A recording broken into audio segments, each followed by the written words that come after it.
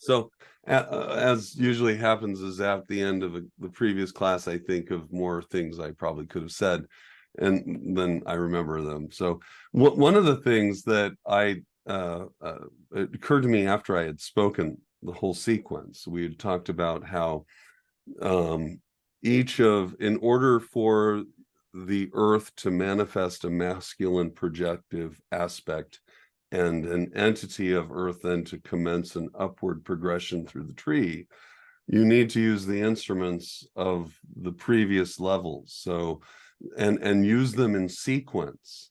And when you hear this sequence placed in a certain way, it then makes it sounds almost biblical. And well, it actually does. So the first is you use the sword or the spade, right, which breaks open the earth. The sword then can be considered the word, right?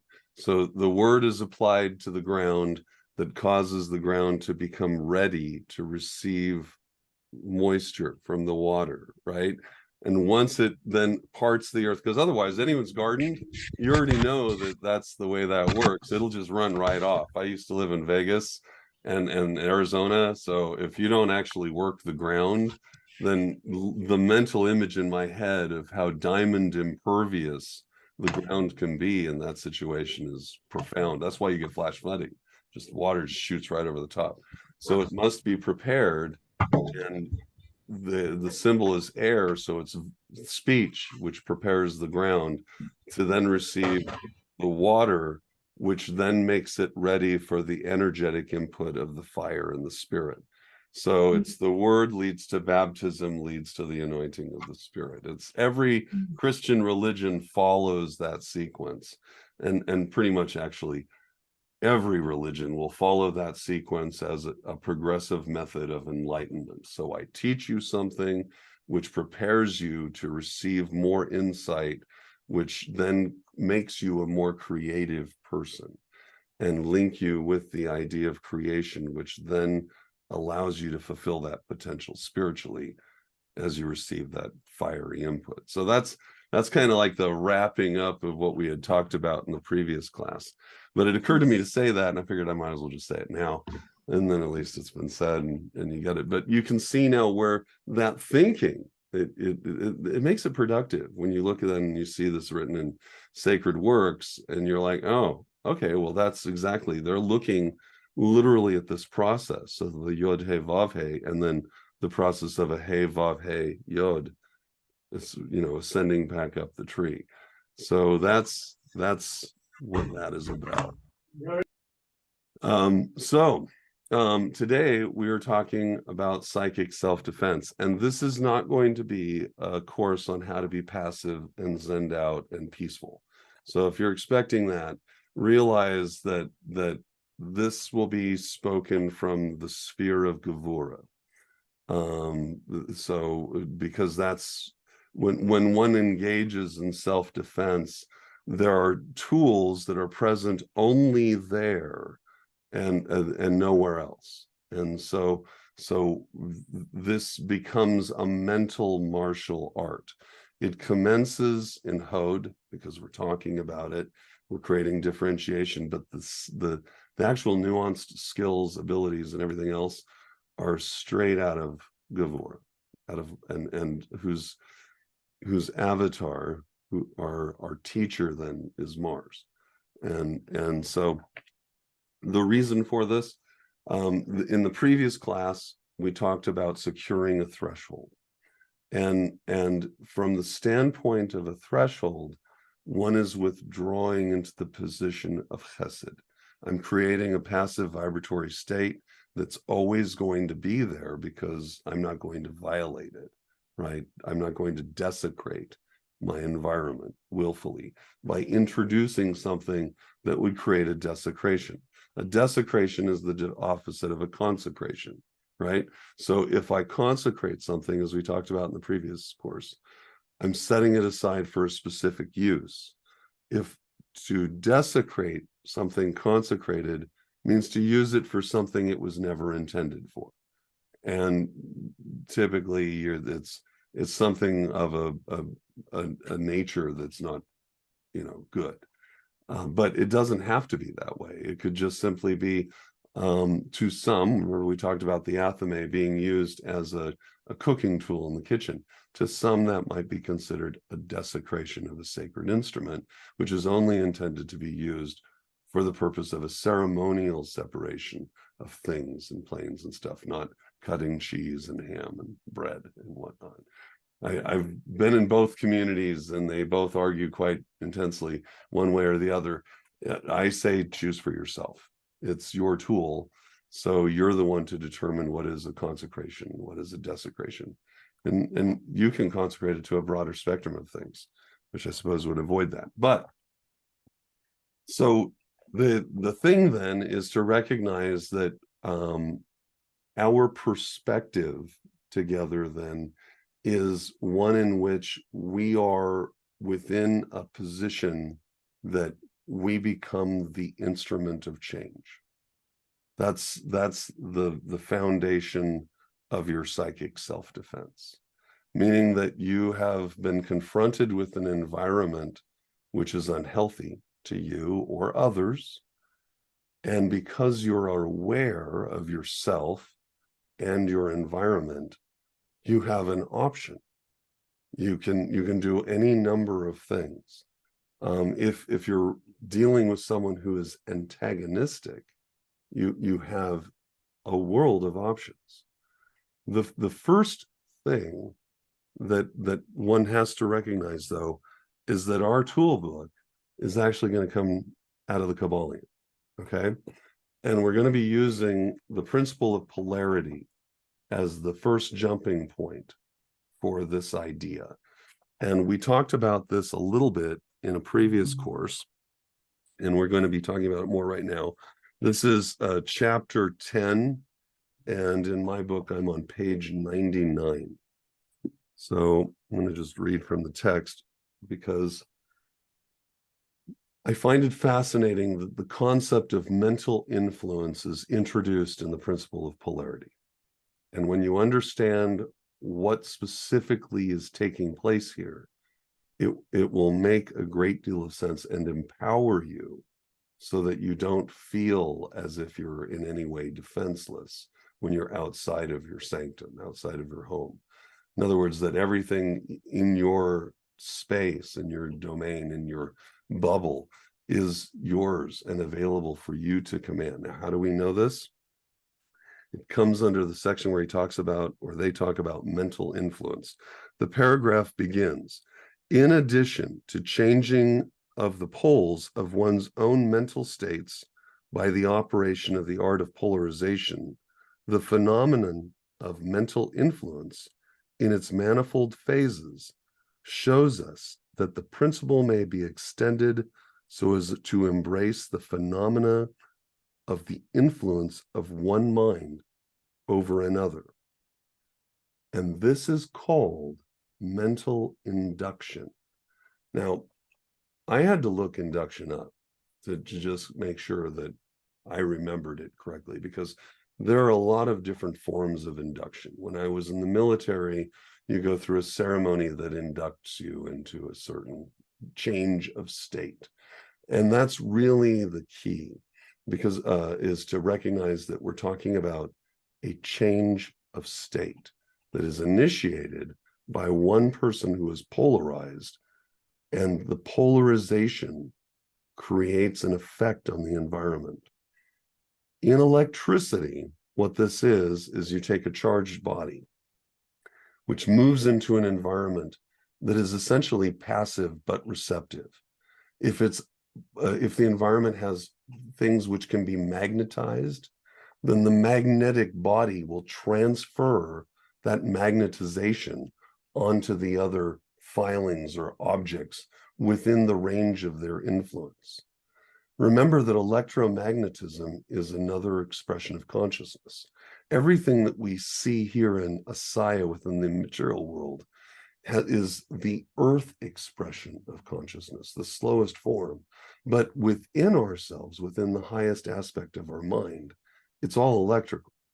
And so this idea of induction means that we as electrical bodies can polarize ourselves in such a way to directly impact and influence our environment.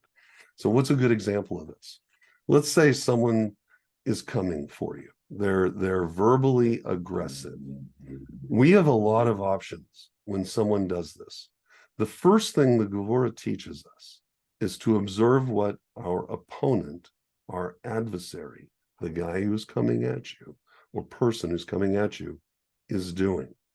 Because what they're doing is they're communicating to you directly in the simplest way possible all of their vulnerabilities. That's why they're coming at you. A person who feels invulnerable has no need to attack. Attack is done out of a position of vulnerability. When you realize that them coming for you is showing you that they're weaker than you, that they're in a position where they're unstable, that means their lack of stability is something that you can control. You can modulate their instability by polarizing and stabilizing yourself. And the first thing to do is recognize that there is nothing that person can say to you that will be effective at changing your mental state. That's the first level of polarization. It doesn't matter what you say. It doesn't matter how you are going to address me, how disrespectful that may seem, because each level of that is peeling away the mask, showing you who they really are. When people are coming at you like that, they're showing you their face. They would like to believe they're not, but the truth is they're revealing who they are, and that gives you power over them. That gives you an incentive to help them out, to help them through whatever they feel powerless about. And for that to happen, that means that you step back from the masculine, aggressive, projective, attractive, right? Because the guy's going, and you step into the sacred feminine, resistant, receptive, meaning that the resistance is, I now have a series of filters. My perceptual filters involve, we're both people here. You have a whole bunch of concerns on your table that you don't understand how to appropriately address. Therefore, you're coming for me. You're coming at me. And as a result, you're telling me everything about yourself. You're telling me all the ways that you are weak and vulnerable. And it gives you an opportunity to do any number of things. You could, if you desire, right? Don't recommend this, because I'm a big believer in that the least you want to achieve is a zero-sum game, meaning that nobody walks away with injury or a negative outcome. That's that you want that. You want to achieve that, because you have to recognize, if you're, let's say, I'm visualizing in this analogy a work environment that probably many of us have had to deal with. In management, I dealt with this frequently. And usually it was often two people coming at each other and me mediating between them because I was in a different position than they were. So it allowed me then, as a third party observer, to really apprehend what was going on and to internalize those moments, so that later I could then think about them and go, okay, this is what was really happening. And this is why this is important. By doing this, this is a process of your own ascension. It means that you are lifting yourself out of the visceral nature of a saya, the fleshy, gooey, nasty part of it, where we all have that sensitive underbelly. And you're extracting yourself from that. You're empowering yourself with the ability to recognize that you're not the only person with the sensitive underbelly. You just don't need to show everyone your sensitive underbelly by creating an imbalance. Dion Fortune, in her book, The Mystical Kabbalah, when she describes evil, she describes it as an imbalance within the spheres. So if you can identify where the person has lost their balance, you can guide them back to better decision-making. Like, I've always tried to approach it as, if I'm in management or in any way working with another human being, and I have to see this person again tomorrow and the next day and the next day, then no outcome that is negative is acceptable, because that creates this whole wellspring of ick that will just keep filling up. You want to, if you can, nip all this in the bud. This is part of your psychic self-defense, is to, you're controlling your environment. When I was at Utah Valley University, one of the best professors I ever had was a retiree. His name was Mr. Cooper. And he gave us this course called How to Manage Your Manager. And it was essentially this: recognizing that playing the under gives you positional power, because your manager can become dependent on you. So that instead of receiving, some of us have worked for abusive managers before, I have, instead of receiving and internalizing any form of abuse that you get from your manager, you can literally do one of these things where you catch it and release. and you just turn that back. There's any number of ways that you can call someone out on things, from just simply asking, wow, this is a fascinating position, but how is this productive to our situation? Like, when you start talking about productivity within the workplace and asking how a personal thing is productive, it pretty much calls most people to stop, because we're not stupid, we're all adults. And then we'll often recognize, and if you help someone do it, that, hey, I witness you are in an emotional state right now. And that means that you're not going to be making really great decisions. You don't want to say that to the person, but you definitely want to be there in your head, recognizing that if someone's overwhelmed by emotion, everything that's probably coming out of their mouth isn't going to be a pure reflection of who they are or what they are. It's just expressing all their vulnerabilities and concerns, and most likely the least productive way. So working with the idea of induction means that you are bringing them in under your wing, right? Just like in the military, I'm in a process of induction, I'm bringing them in. They're now part of my squad, part of my platoon, part of my battalion. They are brought in. It's our sense of separateness that makes us feel vulnerable.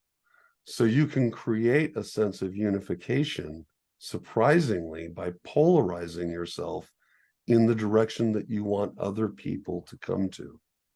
It's like turning on the juice to a magnet. So at the same time that you're doing that, the energy that's achieving that is vibration, right? It's a simultaneous thing. I'm upping my vibe to separate myself from the junk that's creating all the emotional static in my gut. I'm bringing it up to heart and head consciousness, okay? And I'm using my knowledge of myself as a means to differentiate me from what's going on. These are layers then of intelligent armor that you put around yourself, remembering that you're separate, that what's happening around you is a separate thing from you. Like, we internalize so much and we take upon ourselves way too much, and each time we do that, we erode our foundation, especially if we are internalizing chaos and saying that the chaos, I wasn't in a chaotic state, I come into a chaotic state and I allow that to influence me. The thing is, no, you walk in. When I was in the military, it was called maintaining military bearing. It means regardless of what was going on, I'm still in uniform, I'm still acting as I should be acting, representing the mantle that I carry. And that mantle allows for a sergeant to basically inform a lieutenant what's going on, because there's this inherent authority, right? Sure, the lieutenant has the ultimate say, but it's that sergeant in the trenches that really understands all the resources available. And what that idea does is it brings me to the next thing. There are two ways of considering all of the stuff that we deal with in life. And when we approach ourselves individually, okay, as that carpenter building our internal temple, right? Transmuting the things, the tools around us into the edifice of our personality. We can think, and remember, I'm speaking from Gavura again. We can think in terms of strategic or tactical understanding. The difference is strategic is your plan. This is the overall thing. If I find myself, strategic planning is, if I find myself in this situation again, this is how I will behave. We usually develop strategic planning after the fact, as in response to something that went wrong. That's us as people. It's the genius that plans ahead. That's Batman level, thinking, where it's like, in the event that all this happens, I've got something on my belt that's strategic planning. He's looking at the environment from the eagle eye perspective and planning ahead. By doing that planning, you are setting in place polarization, bulwarks of polarization, because you're already ready to do this. This should sound, anyone who's ever studied martial arts, this should sound exactly like learning different defensive forms in martial arts, so that if someone's going to punch at my face, I have all the muscle memory in the world to know how to knock the blow away from me and step into their box so they can't keep punching my face. These are plans, strategic plans. Tactics are the initiation of your plans. Tactics are what happens after the plan's been written, and now we have to deal with it on the ground, in reality. So the plan may be great, but tactically you might have to be more flexible. You might have to make on-the-spot decisions that you hadn't foreseen. That's where your strategic planning wants to be more general in its application, and tactical planning is more specific. Strategic planning is, the next time I go into a business meeting with the Western Conference, I'm going to make sure I do these things. The tactical planning is, the next time I go into that meeting and have to deal with George, Betty, and Susan, I'll have these things in place, because that's the specific entrench my adversary from the previous situation. It doesn't really, that's still kind of strategic, but it's tactical because I've scaled it down. The one is, this is my big group, and this is how I'm going to apply myself when speaking. And when those people start heckling me from the audience, this is my plan for that, right? And then I'll deal with that. If it becomes personal, and let's say you're walking into the office, then the strategic plan is, I plan to carry myself maintaining military bearing, or whatever words will fill in for that, meaning that nothing ruffles me. I'm unflappable. I'm unoffendable. The way to achieve that state is to just recognize the truth that no matter how offensive something may sound, that offense is teaching you something about yourself. If it gets under your skin, it's revealing something about yourself that maybe you should consider or work on. If it's eliciting an emotional response, you're like, wow, you should really respect me more. You might ask yourself, what about you deserves respect? What needs to be respected? Why do I feel that way? Why is that even important? I've often found the people that I respected the most were the ones who never asked for it, because they were simply acting the part. They didn't need to sit there and say, enlist my respect. Their vibration made it happen. The fact that they were constant, that constance is the principle of polarization. And as such, I'm speaking of certain managers that I worked under, they inducted me into their presence, meaning that they brought me in so I felt welcome. When you do that, when you bring someone in to you into that sphere that you command, it changes them, just like you change when you're brought into someone else's sphere. And the change can be temporary or it can be lasting. How does all this relate to psychic self-defense? Because this is all part of what erodes our psyche throughout the day. These are the real on-the-ground practical things that happen during the day that make it impossible, so that when we seek to meditate over that lunch break, or smoking a cigarette, or whatever it is that you're doing, drinking your coffee, when we seek that moment and we find that we can't free our mind to think as we wish, we can't think our own thoughts because we're obsessed or preoccupied with some injury, then our psychic defenses are foiled, right? Because the purpose is you want to retain yourself as a magician. You want to be the individual that has command. And to be that individual, to have command, one must command oneself first. That's the only one that needs to be commanded, because then anyone else that seeks to take command over you really can't. This is what's called an internal locus of control. You are at the center and core yourself. You're intransigent, unchangeable, in spite of your environment. And that's what makes you powerful. So the book gives a great example. It says, a mental scientist bringing his own mind up to the desired vibration by his trained will, this is what we're talking about, and thus obtaining the desired polarization in his own case, then produces a similar mental state in the other by induction. The result being that the vibrations are raised and the person polarizes toward the positive end of the scale instead of toward the negative. And that's really the focus. You want to help elevate others' emotions and emotional states. You want to clad them in your armor so that when they're around you, they feel safe, because they are safe, because they can feel that centeredness about you, about your personality. You're the person who becomes the eye in the center of the storm.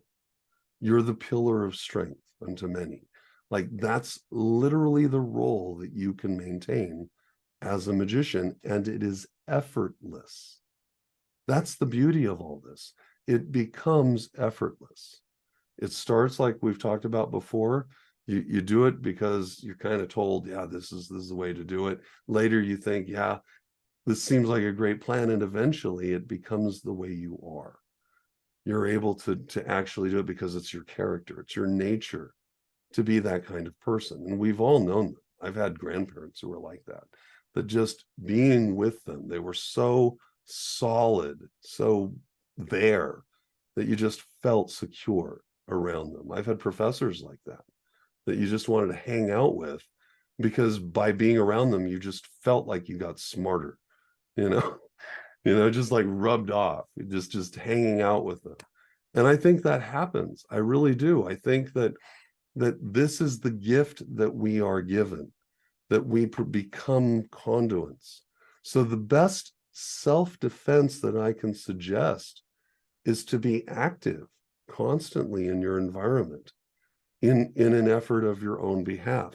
Realize that the life you save can be your own, meaning that if you help someone else become that better person, if you help them calm down, if you, let's say they just are still losing it, but you stay calm, that may not affect them, but it for sure is affecting everyone else in the room, that only one person has lost their mind and the others remained calm. It becomes literally, you become that pier in the middle of the storm, the water's raging against it, and nothing happens because it can't be moved. And that's what you want to be, because then people will follow your example. When people are erratic and easily upset, people become erratic and easily upset. It's like a mental virus. And that is also part of induction. It's just that the lower frequency vibrations tend to be more contagious because they're easier to maintain. States of fear, anxiety, depression, those are really low energy states that don't require a lot of input other than to just keep reinforcing the low energy state with a few words. Oh, it's horrible. Look at the world, the state of things. It's awful. Oh, and then it just piles on. The higher energized state requires, at least for the beginning, it requires you to supply yourself as energy. Like, it needs to start somewhere, and it starts with you. But then it's like priming a pump. It really is. You become the initial water that gets things going, but after that, there's a whole resource of water there, that's accessible. It requires you to be the one to get it started, but then once the flow is initiated, and if you're structured right, you can do it. Okay, so let's try, we've talked like the theory, right? So we've got our theory caps on. What are some visualization practices that we can use to help us understand methods of self-defense? Considering we've used, or I've talked about circles, spheres, and magic before. So we're going to talk about circles and spheres right now. And the protective barrier that you can create around yourself. The first thing to realize is that we all have one. Like, we already have it. It's just part of us. It's an energetic field that extends outside of ourselves. The Carillion photography has shown it. You can see it in any number of different experiments. Like, I love the one where you put your hand on the plate and you can actually see, the electromagnetic aura around the tips of people's fingers and stuff. This is because everything about us is an electrical engine. It also is the interface that allows us to communicate with things around us. Remember, in the previous class, we talked about how air becomes the conduit that allows for clean transmission of thought, but also energy, like a lightning strike. If it goes through water, it diffuses, hits the ground, it's grounded. But in the air, it actually can pass through. So similarly, when we're in an environment, you can extend or reduce the field of energy by imagining it around you. And this is probably, without question, this is the second most difficult thing for people to deal with when dealing with thinking, and it's magical thinking, meaning to imagine, and the power of creative visualization. The criticism is that magic's all in your head, to which I say yes and no. It is all in your head, and no, it's not, because we don't just live in our heads. So our influence within our minds can extend outward into our environment. The importance of creative visualization is that nothing in the human history, all of human history, nothing was ever created without it. From making a campfire to a chair, it always was thought of first. A spear point, a fishing hook, a fishing rod, I don't know, bow and arrow, everything, set of shoes, clothes, all of the things that we appreciate today were the product first of someone's imagination, someone thinking about it, and then bringing it into physical reality. That exact process of me visualizing a chair, going out, getting some lumber, chopping it down, cutting it, finishing it, painting it, turning it into a wooden stool, that same process can be done within one's mind and can be applied to one's etheric environment, meaning the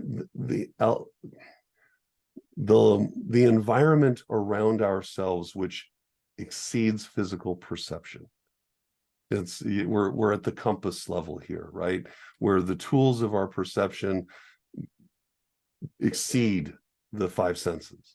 And so we are in a realm that exists, but doesn't necessarily be experienced firsthand by us unless we are open to it, unless we open ourselves to it and become sensitive to it, which is why so much magical stuff happens in the world.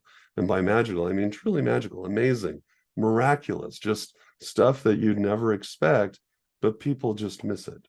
They just miss it because they're not receptive. They're not open to it. Once you become open to it, as I've mentioned in the past, it comes with a bag of liabilities. I call it liabilities. It's not really, but just true sensitivity to certain things. For me, it's always been beauty, but genuine sensitivity where you become emotionally overwhelmed by the experience of what you are participating in or witnessing or seeing, right? Brings you to tears. So when we visualize a field of energy around ourselves, it's important to recognize that that field of energy extends completely around ourselves. So under your feet as well. And I often, the way to help you visualize this, help me visualize, and maybe this will help you, is to look to nature as the expression of how things work or flow. So like when I look at a tree and I look at how the roots work with the earth as opposed to the branches and the upper part of the tree, I can visualize that my energy beneath my feet compressing and spreading out a little bit, just like roots do around the base of a tree. So it may not necessarily be perfectly round, but if I'm grounding, meaning walking around barefoot, which I pretty much do all the time, it allows me to directly feel the composition of my immediate surroundings, right? If you're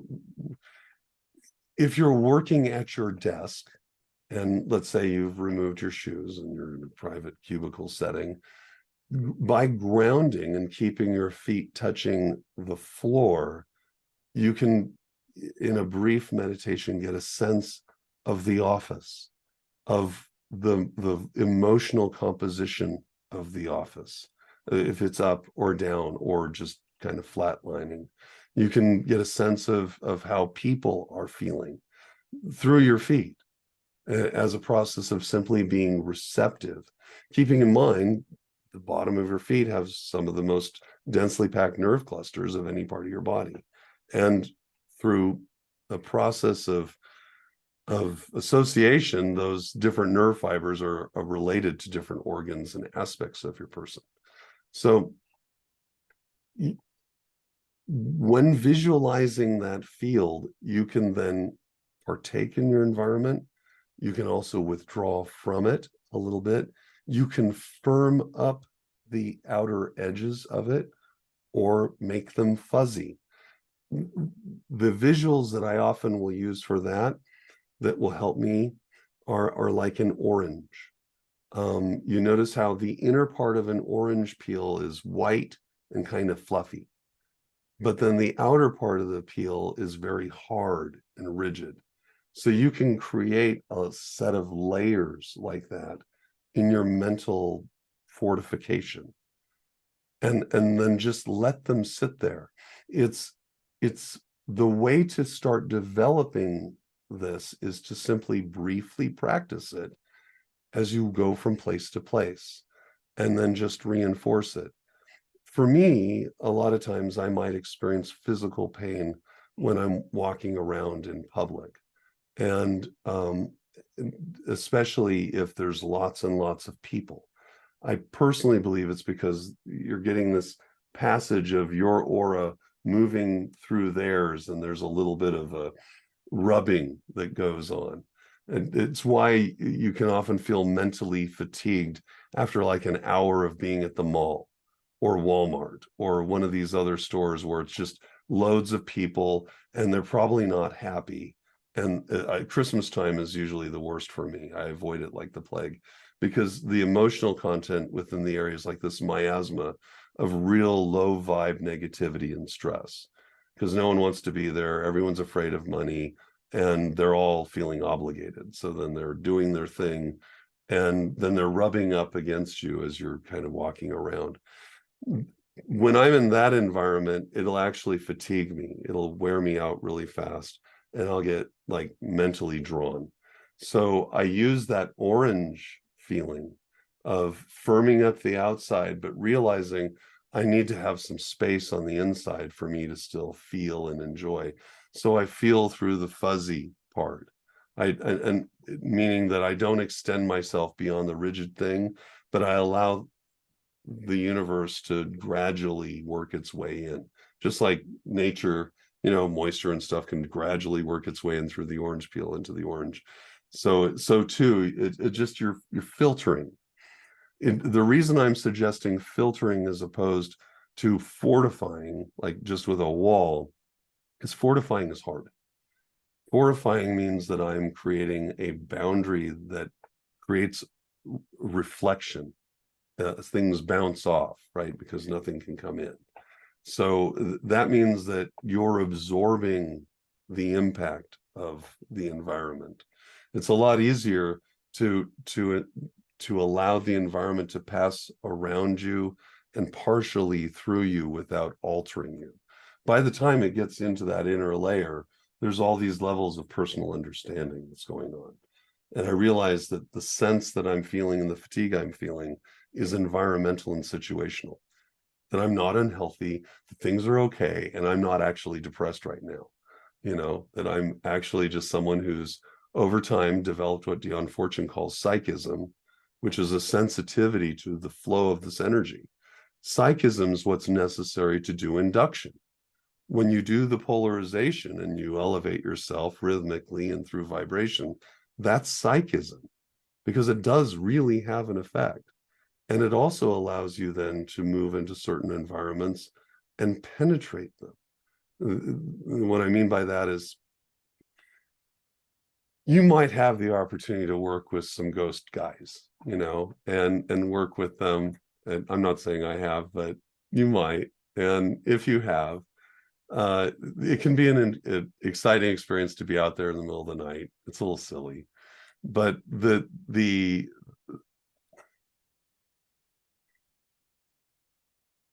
it's real when you walk into certain places. There's a degree of projection. I'm a super skeptic, so I feel I'm fair. Like a lot of times I think if someone walks into one of these scary houses late at night, they're setting themselves psychically for the scary experience because nothing looks the same. That's why I'm always like, ghosts they'll be here during the afternoon too, probably.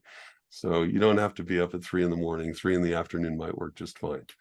Because it's a house or whatever. But by doing it late at night, you set yourself up. Now there's a philosophy behind it, and that is that spiritual energy within our current framework is very tenuous. It's like spider webby. So it's subtle energy, which means that the sunlight in any form will obliterate it. And that's verified in all sorts of myths. So, but when you walk into these places, if you open yourself up vibratorily and you have a different set of images, like for me, visual imagery is really important to get the imagination working.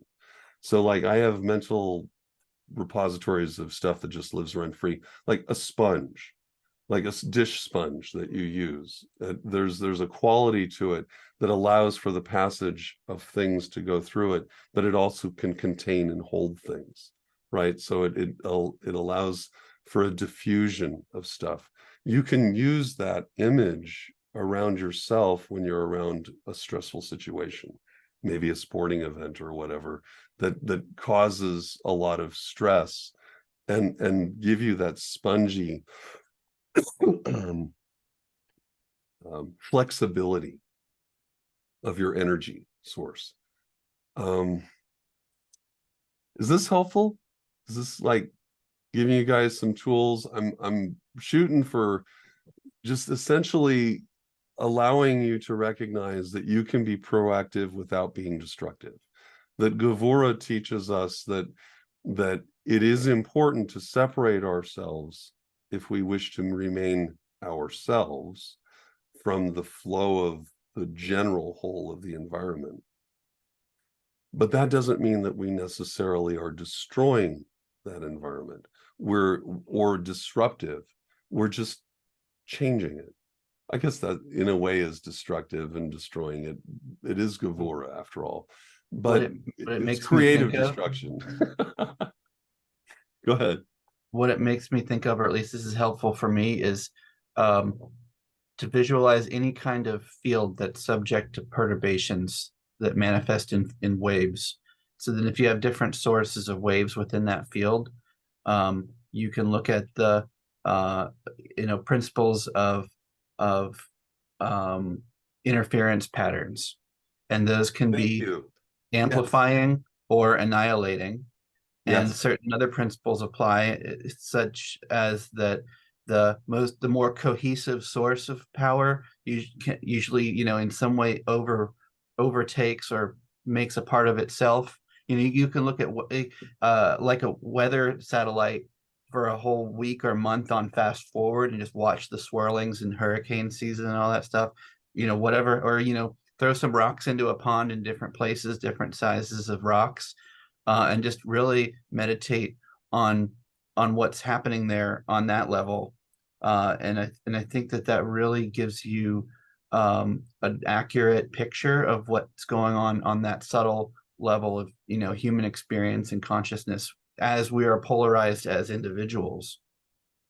Thank you. By the way, thank you. I am so glad that you reminded me about interference patterns, because that also, like that interference patterns can resonate, so we can amplify or we can annihilate something. And that again, that's Gavura all over again. And the idea is that annihilation, you can turn an entire thing around. Just one person can turn a whole group around. It's really easy to turn a group negative, much harder to turn a group positive.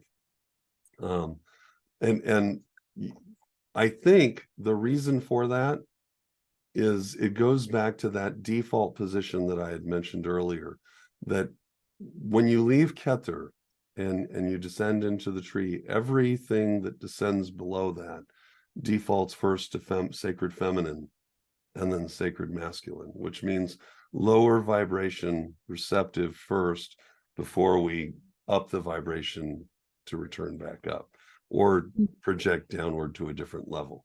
So the idea behind that then is that it's a lot easier to catch a negative vibe than to throw a high vibe out, and have that impact you.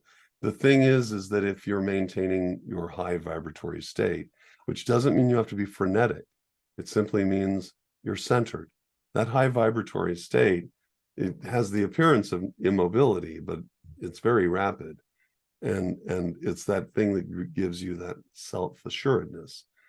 That state means you're effectively bulletproof against all that low vibe stuff. It's been the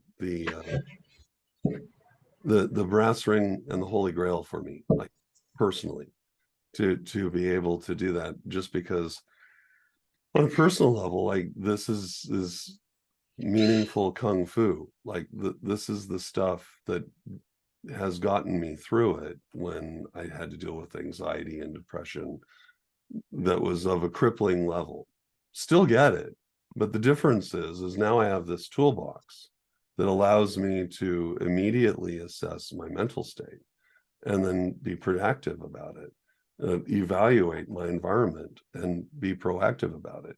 And I've found that as you work over time in this method, that your concern for the well-being of others increases. Like your degree of compassion improves, and your capacity to provide mercy improves.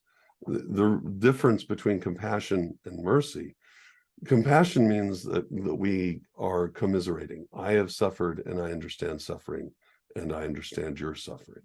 And so we are together like companions. So compassion, right? Mercy comes from a position of power. And that position of power comes from a position of enlightened state or status, because you're up here and they're down here. So what that means is you can lift them up. You don't have to go down. You can bring them up to you by showing them, hey, no hard feelings.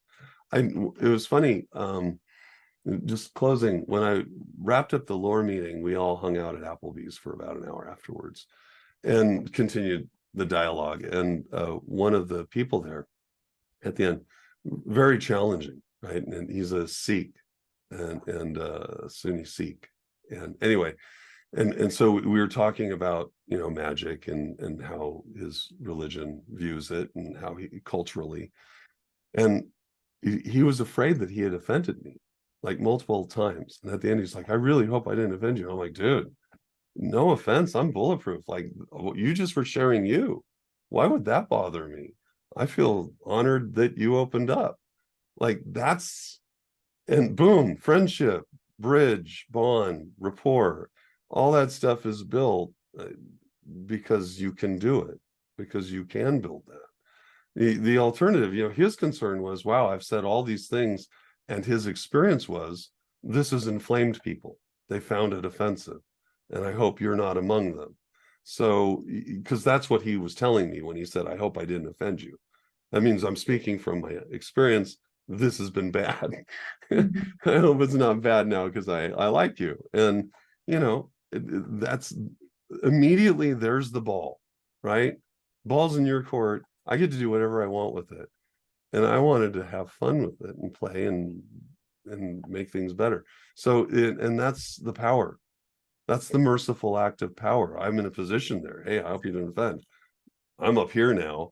And no, come on up. We're good. You know, and that's what's important. This is the mental alchemy that makes the big difference, like for me in my life and for the lives of everyone around me and anyone I care about or anyone that I deal with. Like, it's amazing how much power we can have. You ever watch those stories where they're like laying out all the things that lead to a particular event? And a lot of times it turns out, you know, well, if this guy hadn't turned left instead of right, they wouldn't have been one car ahead of this guy, which means he would have made the light, which means, and then they go on and on and on, right? And you can be the person who's really nice to that barista who just literally has dealt with 5 really bad guys. And you're the one who's like, hey, this was awesome. Thanks. And boom, lift their vibe up. You can be the person at the cash register who, you know, engages in that friendly conversation. You can be the person at the door, wherever you happen to be. That is when you get to be that guy. Because when you're in that position vibratorily, your self-defense is to be the guy, to be the person that is in command of you. And then when you have that stewardship, everything else works with you instead of against you. And I love that. That's like my favorite thing. So I hope this helped you guys. Oh yeah. I Cool. was gonna mention a couple things. Oh, please. You're talking about visualization, and what came to mind, well, first of all, is tying into what you were saying before. First of all, about the sphere, right? And I was thinking of like in space, water, uh, it becomes a sphere, right? That's its natural shape because of the surface tension and all that. And the outside of it, you know, as you were saying before, Bruce Lee was using that analogy, be water, right? Because if you hit it hard and fast, it resists. Mm-hmm. But if you slowly penetrate it, right? And that led me on to think about Frank Herbert, which you had also mentioned before.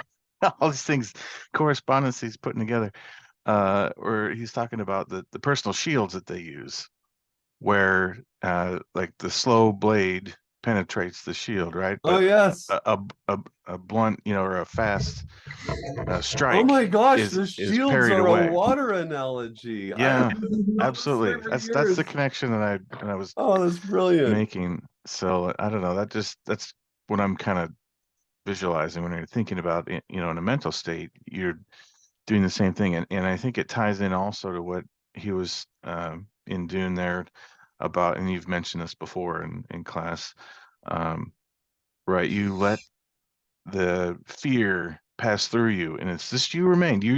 You're solid. You're here.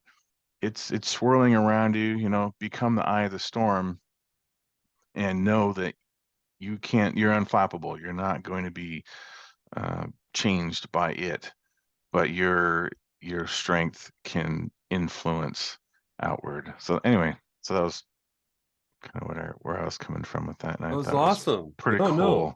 Tying last hour with this hour, and it really just meshes together so well. So thanks for that. Oh, well, I try to work them together actually. So they Well, do. well done. From my friend, So, anyway. I can't believe I've gone my whole life I've read Dune so many times, and I finally, yes, the whole body shield is a metaphor for water. Yeah, that's really great. I love it. I hadn't even thought about that.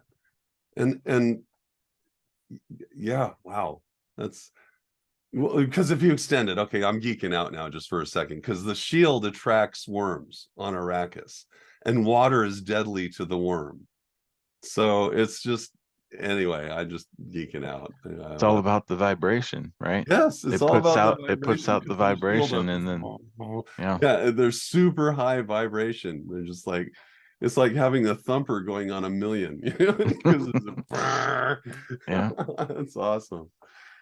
Oh man, I'm gonna geek out about this for Cool about 30 stuff. minutes now. Yeah. Well, cool. Well, thank you, you guys. If any other comments, questions?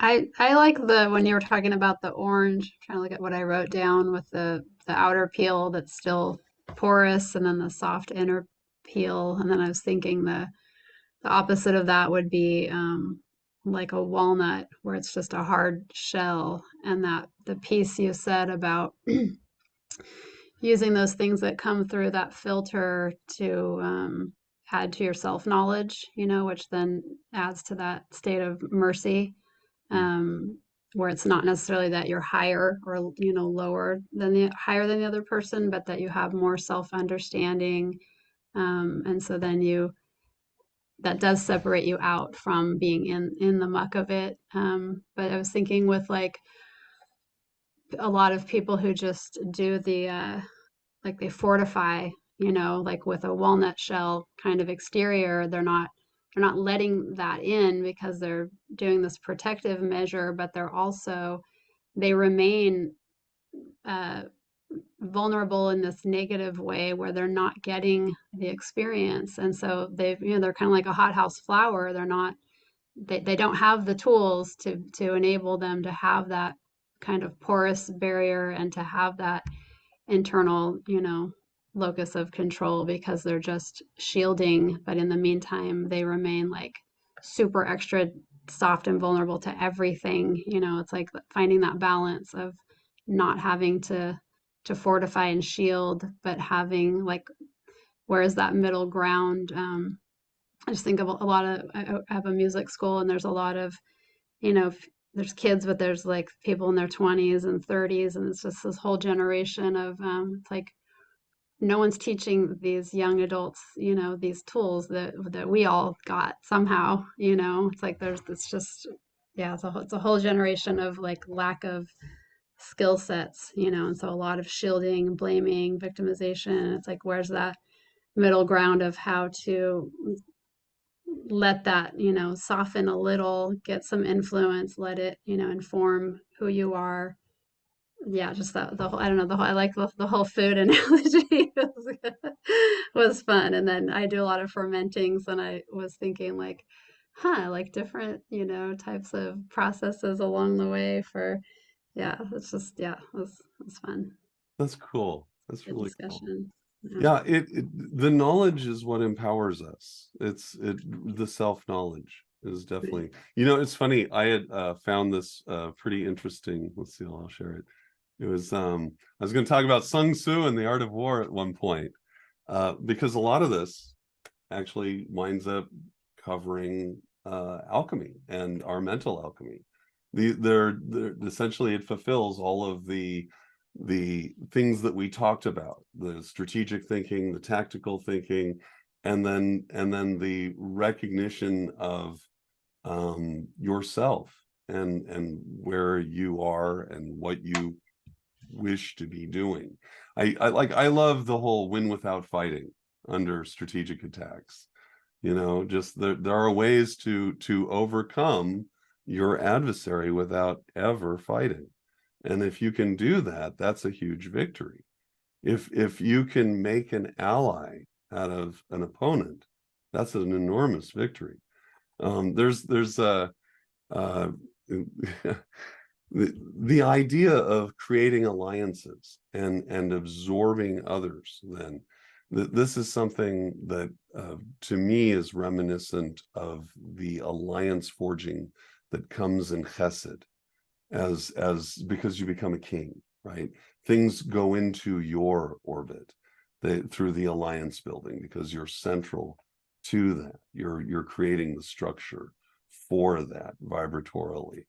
And it's, I don't know, there's a lot. We could go into it more. We're actually over the hour, but Sun Tzu has some wisdom. There's definitely a thing. I like the idea of choosing your battleground. Like choosing, I'd be up for that class for sure. yeah, okay, Yeah, cool. We'll absolutely. definitely take a look at it, because we could go through, there's all 50 sets, and it you know, God, there's so much, like, just real good wisdom, real simple wisdom. Like, is that going to be my favorite colloquial phrases? Is that the hill you want to die on? You know, when you know, it's an argument, and it's like, really, you're going there? Because if someone's willing to die on that hill, I withdraw. Because obviously they're so invested in what they're doing that reason has left the building now. That's an emotional thing. If someone's willing to go die on that hill, then reason's left the building, and we're not having a discussion at the moment. And it's okay to say that, you know, it's just like, hey, you know, I think we're good. It's okay to withdraw. Tactical retreat is a adequate form of self-defense and expected, really. You should never, and this is also in martial arts training, never seek combat, ever. It's too dicey, and you just never know what's going to come up. You want to control that, and the best way to control it is to simply not engage in it, or to control when it happens, so that it happens only when you want it to happen, and then you win without fighting, which is the goal. So, all right, guys, thanks so much. There's more stuff being published later tonight, so more videos coming, and I'll talk to you guys real soon. Thank Okay, you. see ya. Thanks, Aubrey. Bye.